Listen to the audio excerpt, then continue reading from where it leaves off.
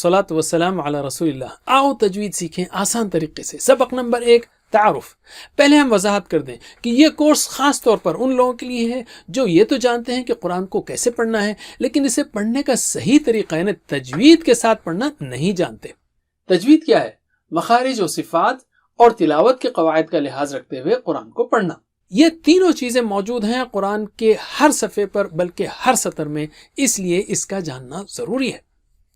قرآن مجید اللہ تعالیٰ نے جبریل علیہ السلام کے ذریعے محمد صلی اللہ علیہ وسلم پر نازل کیا، تو آئیے ہم بھی اسی طرح قرآن کو پڑھنے کی کوشش کریں جس طرح حضرت محمد صلی اللہ علیہ وسلم نے پڑھا ہے۔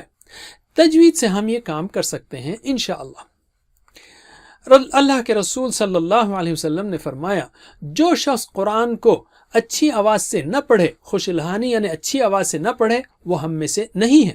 استغفر اللہ او کما قال صلی اللہ علیہ وسلم۔ یاد رکھیے، اچھی آواز سے پڑھنا کافی نہیں ہے اگر حروف کے مخارج صحیح نہ ہوں، حروف کی صفات درست ادا نہ ہوں اور تجوید کے قواعد میں غلطیاں ہوں۔ مثلا مخارج کو لیتے ہیں، واللہ علیم، اگر کوئی اس کو اس طرح پڑھے واللہ علیم تو مطلب ہوگا، علیم کا مطلب اللہ جاننے والا ہے، علیم یعنی اللہ دردناک ہے۔ استغفر اللہ، کتنی بڑی غلطی ہو گئی۔ صفات میں غلطی ہو سکتی، جیسے اللہ اکبر ہے، اس کو اگر کوئی پڑھے اللہ اکبر، یہ اچھا نہیں لگتا، یہ جو ہے نا عربک نہیں ہے۔ قواعد میں غلطی ہو، جیسے خلقنا، اس کے بجائے کوئی اس کو خلقنا پڑھے تو معنوں میں زبردست تبدیلی آ جاتی ہے، بالکل الٹ پلٹ ہو جاتا ہے۔ خلقنا یعنی ہم نے پیدا کیا، خلقنا ان عورتوں نے پیدا کیا، بالکل ہی مطلب کی جان ہی نکل گئی۔ تلاوت کے دوران ہم سے غلطیاں اس لیے ہوتی ہیں کہ ہم نے اسے صحیح طریقے سے نہیں سیکھا یا نہیں سکھایا گیا، اور مادری زبان جیسے اردو کا اثر ہے اس میں، یا تجوید کا پتہ ہی نہیں چل سکا یا سیکھا ہی نہیں۔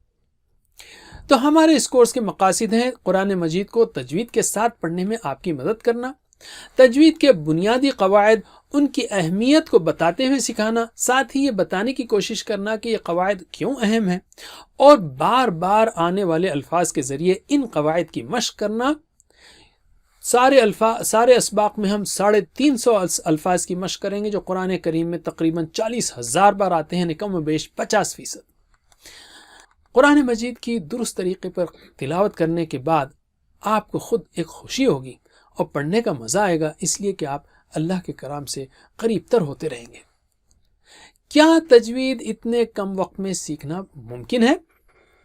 یاد رکھیے کہ تجوید میں مہارت کے لیے تو کافی وقت لگتا ہے، لیکن ہمارے اس کورس کے ذریعے آپ تجوید کی بنیاد سے، فنڈامنٹل سے واقف ہوں گے، اہم اصولوں کو جان لیں گے اور ان کو عمل میں لانے کے سادے اور مؤثر طریقے سیکھیں گے انشاءاللہ۔